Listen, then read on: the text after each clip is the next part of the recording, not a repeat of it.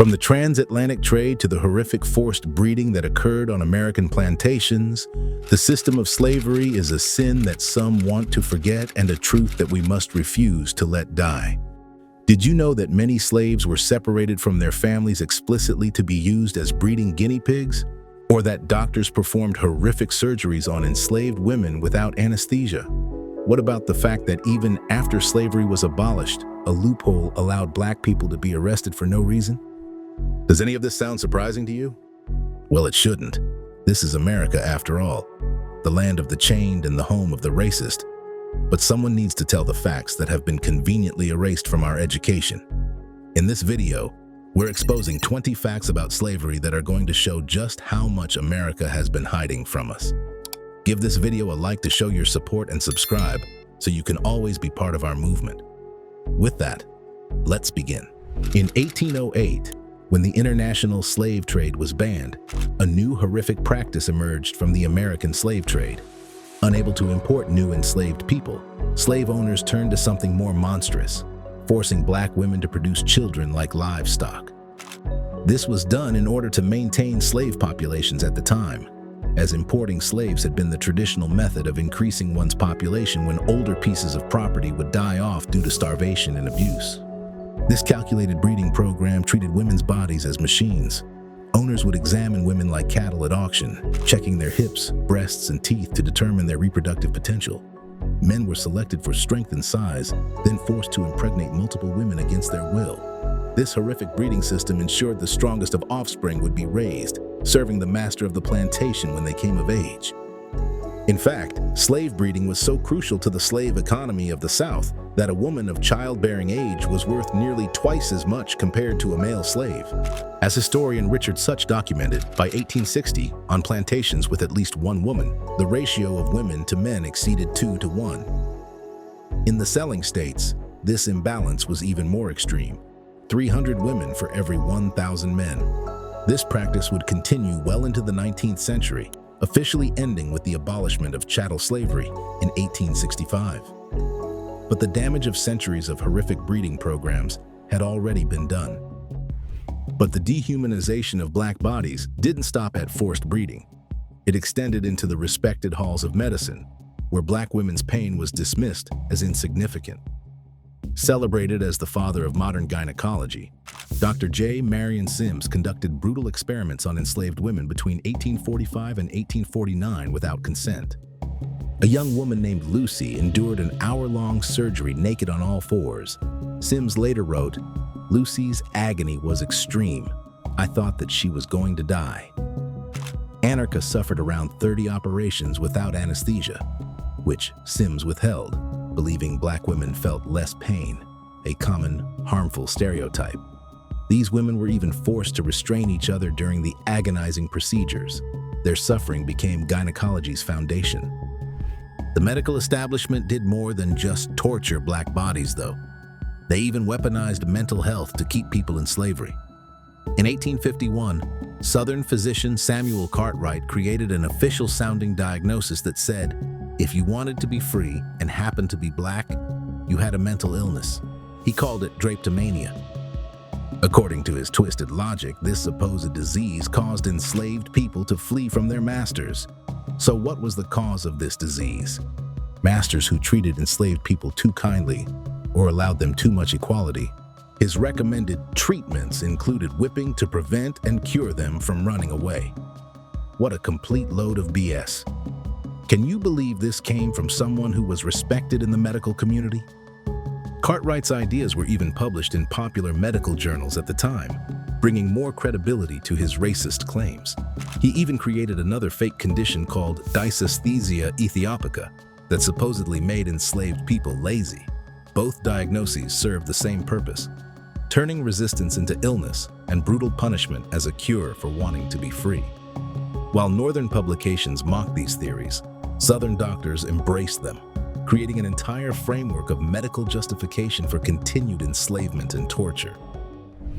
Imagine searing hot iron pressed against your skin, marking you like an animal.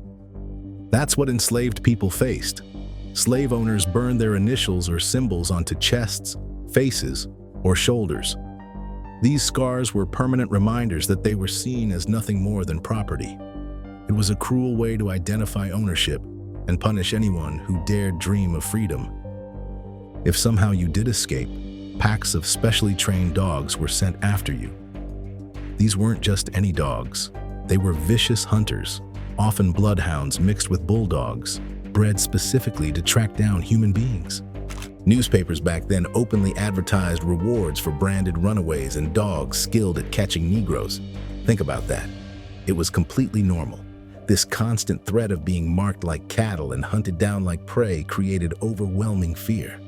It was all designed to break their spirit and keep them enslaved, trapped in a cycle of terror. Imagine laws designed not just to control you, but to erase your humanity completely. That's exactly what slave codes did. These were comprehensive legal systems crafted and enforced by colonial and state governments designed to turn human beings into property. One of the most insidious weapons of these codes was the deliberate suppression of education. In places like Missouri and Virginia, it was illegal for enslaved people to learn to read or write. White individuals caught teaching enslaved people faced severe punishments. Fines up to $1,000, jail time, and in some southern states, even the threat of death. Frederick Douglass himself famously noted that learning to read was the first step toward his liberation, which is why enslavers worked so hard to keep literacy out of reach. The slave codes also attacked the very core of family life. Enslaved people couldn't legally marry, which meant families had no protection under the law. A husband could be sold away from his wife, children from their mothers. Perhaps one of the most devastating elements of these laws was the principle of partus sequitur ventrum, a phrase meaning that if the mother was enslaved, her child was automatically born into slavery, even if the father was a free white man. This ensured the perpetual growth of the enslaved population and locked entire generations into bondage. Control over enslaved people wasn't limited to their bodies. It extended to their very souls. Slave owners, fearing that the powerful biblical stories of liberation might inspire rebellion, created a heavily edited Bible titled Parts of the Holy Bible, selected for the use of the Negro slaves. Approximately 90% of the Old Testament and half of the New Testament were stripped away. The entire story of Moses leading the Israelites out of Egyptian bondage was erased. Passages that spoke of freedom, justice, and equality were systematically removed. Even verses like Galatians 3:28, "There is neither Jew nor Greek, slave nor free, male nor female, for ye are all one in Christ Jesus," were eliminated. Instead, what remained were verses like Ephesians 6:5. "Servants, be obedient to them that are your masters according to the flesh, with fear and trembling." These carefully selected scriptures were designed to justify enslavement and demand obedience, using religion as a tool of subjugation. But the manipulation of religious texts went far beyond simply removing threatening passages. Slaveholders constructed an entire theological system to convince themselves they were doing God's work. This perversion of Christianity transformed Jesus from a liberator into a divine enforcer of racial hierarchy. But the control of the enslaved extended far beyond twisted scriptures and into their physical living spaces. Slave cabins were intentionally designed to break both body and spirit. Imagine being crammed into a 10 by 12-foot shack with 14 other people, sleeping on a straw pallet atop a dirt floor that turned to mud whenever it rained. The thin, drafty walls were little more than wooden planks, with gaps wide enough for biting insects, snakes, and the chill of winter to slip through. Enslaved families were deprived of even the most basic comforts. There were no beds, no chairs, no place to safely store what few belongings they had. The complete absence of sanitation facilities forced people to use communal pits or the surrounding woods, directly contributing to diseases like dysentery, cholera, and respiratory infections. In many cases, enslaved individuals lived right next to livestock, further increasing the spread of disease. On plantations like Boone Hall in South Carolina, where rows of brick slave cabins still stand today, these conditions were just as bad. While brick may seem like an upgrade, low ceilings, cramped quarters, and a single small window ensured minimal airflow and light. This entire system was designed to strip away human dignity, one day at a time, until hope was completely destroyed. But before they were crammed into those suffocating cabins, before they were forced to live like cattle on plantations, they endured something even more nightmarish: the journey across the Atlantic. While many are familiar with the Middle Passage, the journey slaves took to go from Africa to the New World, very few are aware of the extent of its horror. While over 12.5 million Africans were stolen and forced onto ships, over 2 million of them never saw land again, perishing on the trip. Almost 2 million souls swallowed by the ocean, more people than live in cities like Philadelphia today. On average, 15% died each trip, but oftentimes over half the human cargo perished from rampant disease, starvation, dehydration, or murder by the crew. They were crammed tighter than bodies in coffins, each person trapped in roughly 4 square feet of space, chained in darkness for months on end. Even women and children weren't spared this torture. Enslaved pregnant mothers often would have to give birth in these conditions, with newborns becoming stillborns as they couldn't handle the horrific conditions at sea. And a crying baby? It might be tossed overboard like unwanted garbage just to silence it. Perhaps the most chilling example of human commodification in history occurred in 1781, when the British slave ship Zong departed from Ghana with 442 enslaved Africans, double its intended capacity. When the journey took longer than expected and the crew ran low on drinking water, 132 living, breathing human beings were thrown overboard, never to be seen again. The ship's owners didn't even try to hide this atrocity.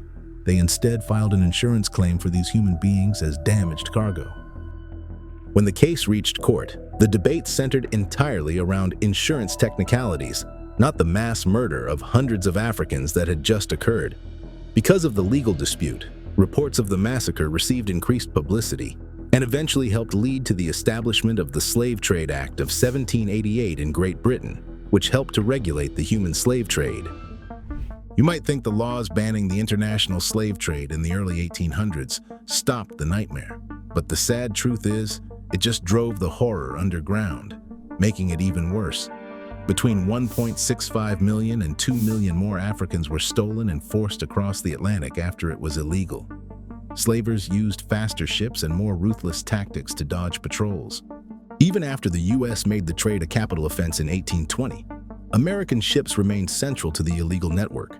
Immense profits outweighed risks, fueling this engine of misery. Conditions for captured Africans grew more hellish.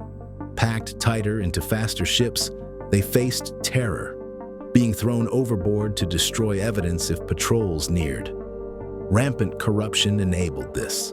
Officials from Cuba to the U.S. took bribes to ignore the human cargo. But the spirit of enslaved Africans refused to be broken, even during the nightmare of the Middle Passage.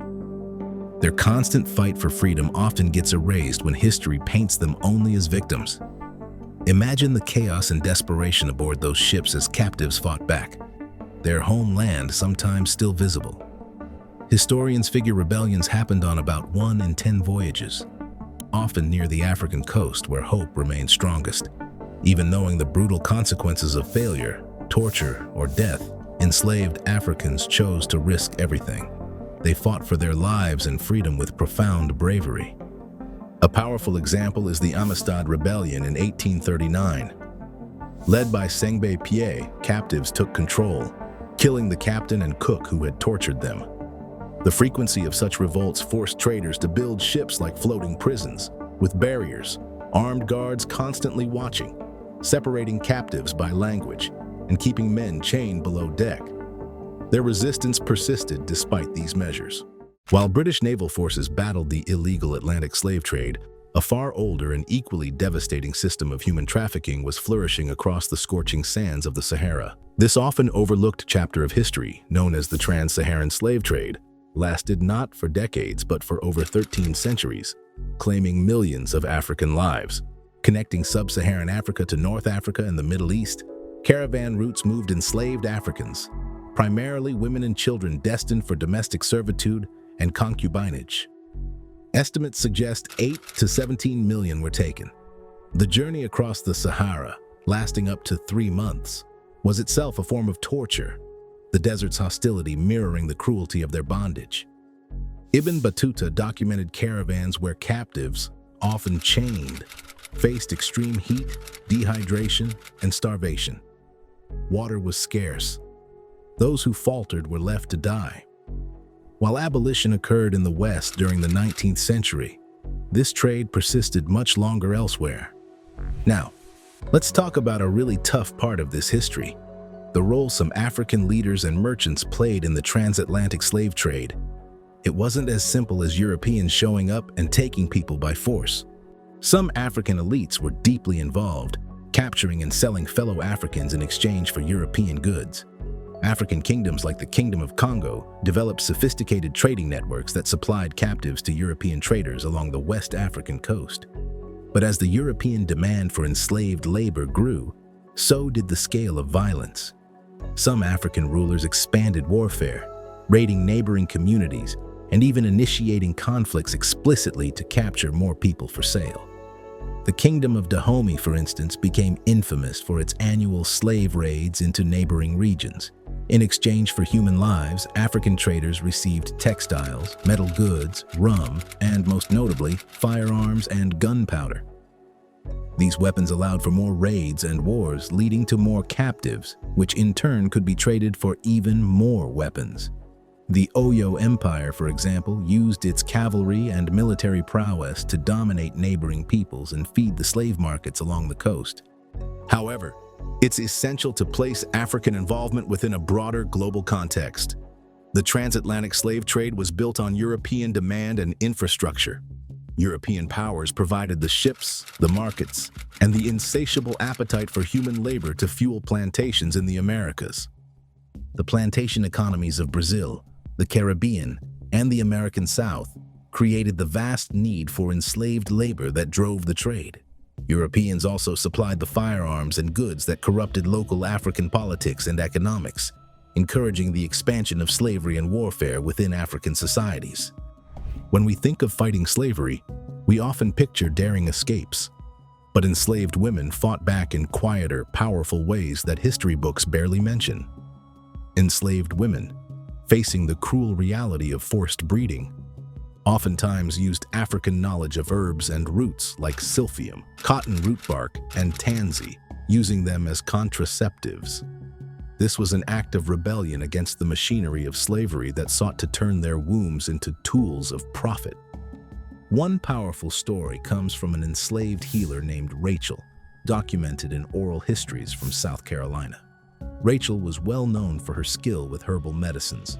Women came to her in secret, seeking relief not only from physical pain but from the terror of enforced pregnancies. Rachel provided them with concoctions to prevent or end their pregnancies, striking a blow against the masters who sought to multiply their human property to make a profit. But these women's resistance didn't end there. Many enslaved cooks and chefs were able to use their position to strike back against their masters. Documented accounts from plantations in Virginia and Louisiana describe women who would slip crushed glass, arsenic, or toxic herbs into the meals of particularly brutal overseers or owners. Most people don't realize that even before the Civil War, free Black Americans built lives in the North and South, but by 1860, almost 500,000 lived free, creating communities in cities like Philadelphia, New York, and New Orleans. They had their own churches, schools, and businesses, with places such as Boston's Beacon Hill standing as symbols of Black excellence. But freedom for Black Americans was never truly free. Many states made them register and carry freedom papers constantly. Being caught without these papers could mean being kidnapped and sold back into the nightmare of slavery.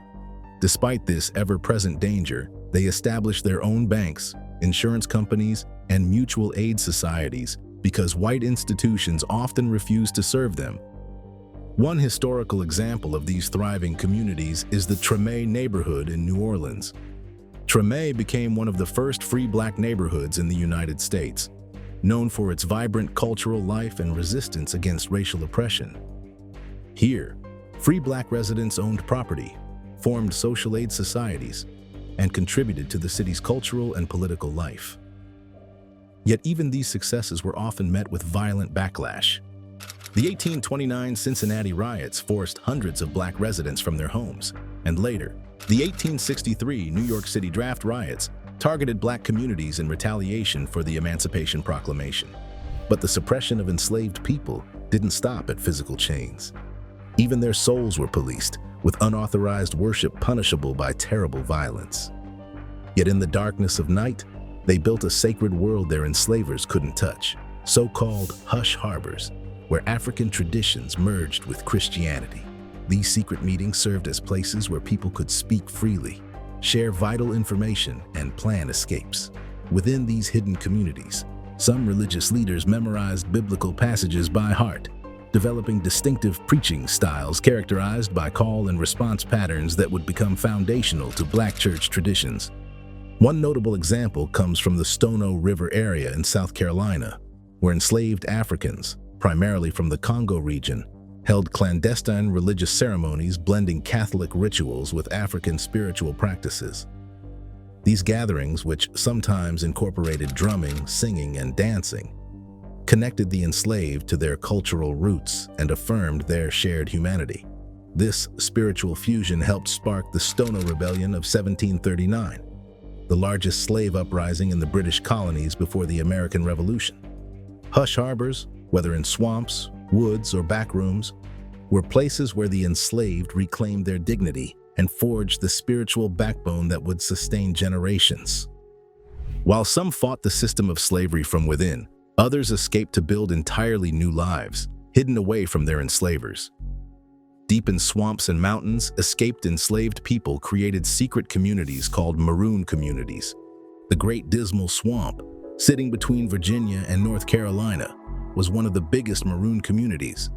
Thousands might have lived there in hidden villages. These communities also served as bases for fighting back against oppressors. People would raid plantations to free others or get supplies. They even knew how to trick slave catchers with false trails and lookouts. These communities helped prove that enslaved people could be free and successful on their own. Sadly, some historians focus more on white help in the Underground Railroad, maybe because it's hard to admit how strong black resistance really was on its own. But the Great Dismal Swamp wasn't the only place where black people rewrote the rules of survival. Did you know that some Native American tribes, like the Seminoles in Florida, didn't just help escaped slaves, they welcomed them as equals, forging powerful alliances that defied the racial hierarchies of American society? These escaped slaves, many of whom were descendants of Gullah people from plantations in South Carolina and Georgia, found refuge in the wilds of Spanish Florida, where the reach of American slave laws was limited. There, they built their own villages, cultivated crops, and intermarried with the Seminoles, creating a unique blended society. These individuals became known as the Black Seminoles. They shared a common enemy with the Native Americans, slave owners and settlers encroaching on their lands. Conflicts against white settlers, particularly the Second Seminole War, saw America deploy tens of thousands of soldiers in a desperate attempt to recapture the Black Seminoles who had escaped slavery. But the Black Seminoles' intimate knowledge of Florida's swamps and wilderness made them formidable guerrilla fighters, and their legacy continued for generations, even after they relocated to Oklahoma. This story of Black and Native people standing together against oppression is rarely told. It challenges the simplistic narratives of American history that often depict people of color as isolated victims rather than united resistors. Harriet Tubman, born enslaved in Maryland around 1822, became one of the most famous conductors on the Underground Railroad after escaping slavery herself. She wasn't just brave, she was also incredibly clever. To guide freedom seekers, she used secret codes hidden within spiritual songs, messages enslavers couldn't understand. Think about the spiritual wade in the water. For those listening carefully, it was a vital instruction. Get into the water to throw off the scent of tracking dogs. It was a signal to use the natural world to cover their tracks. Then there was swing low, sweet chariot. Singing this could mean that escape plans were moving forward. The chariot represented the secret network of the Underground Railroad, ready to take people north to freedom. Tubman could even change the song's tempo to signal safety or warn of danger nearby. So why were these codes so successful? Because slave owners believed harmful racist ideas. they saw enslaved people as unable to think strategically or organize complex escapes. They heard the songs as simple religious expressions, completely missing the hidden instructions for liberation. This underestimation allowed Tubman to operate right under their noses. Her genius with these codes helped Harriet Tubman lead more than 70 enslaved people to freedom across roughly 13 dangerous missions. She famously never lost a single passenger, despite facing a huge $40,000 bounty for her capture. So, after the end of the Civil War, slavery was officially over, right? Ha! That's what America and their history books want you to think. You see, all the racists in the southern states found a sneaky way around the 13th Amendment. Can't have those newly freed black people running around having a good time, can you? You see, the 13th Amendment banned slavery except as punishment for a crime. So what did Southern ex-plantation owners do? They created laws designed to make being black a crime. Laws against being unemployed, called vagrancy laws, were used to arrest black people just for walking around. Once arrested, they were leased out like property to private companies. They were forced to work in deadly mines, build railroads, or cut timber under horrific conditions. It was brutal, often worse than slavery itself. Think about it. A slave owner might want to keep their property alive for future work. But these companies, they had no reason to care. If a leased convict died from exhaustion or abuse, the company just got another one from the state. Death rates soared, sometimes reaching 25% a year in these camps. Why did this happen? Money. States like Alabama made huge profits. Nearly 73% of their entire state revenue in 1898 came from leasing black bodies. It gave them every reason to arrest and convict as many black men as possible. This legal slavery, this convict leasing, didn't end in 1865. It continued well into the 1900s, with Florida only stopping county convict leasing in 1923. It's a disgusting chapter conveniently left out of many history books, but one we want to make sure you're well aware about today. We always hear slavery was a Southern thing, but did you know northern cities got rich from it too? Places like New York, Boston, Philadelphia, a lot of their wealth was built on profits from the slave trade and goods made by enslaved people. Think about New York City. In the early 1700s, it was the second biggest slave market in the country, and it wasn't just individuals profiting. Big northern banks and insurance companies made fortunes by financing slave voyages and insuring slave ships and people. Companies like Aetna, still huge today, got their start by putting a dollar value on human lives, insuring them as property. Then you have the factories up north, those textile mills making cloth. They depended completely on cotton. Where did that cotton come from? From southern plantations, picked by enslaved hands under brutal conditions. So northern factory owners profited directly from slave labor, keeping their own hands clean while benefiting from the system. Even after northern states started banning slavery, their economies stayed tied to it. Well, that's all we have for you today. We hope you learned a lot today and encourage you to share this video with your friends and family to help spread awareness. If you enjoyed this video, make sure to check out our other videos on this channel. This was Black Stories Untold, and as always, thanks for watching.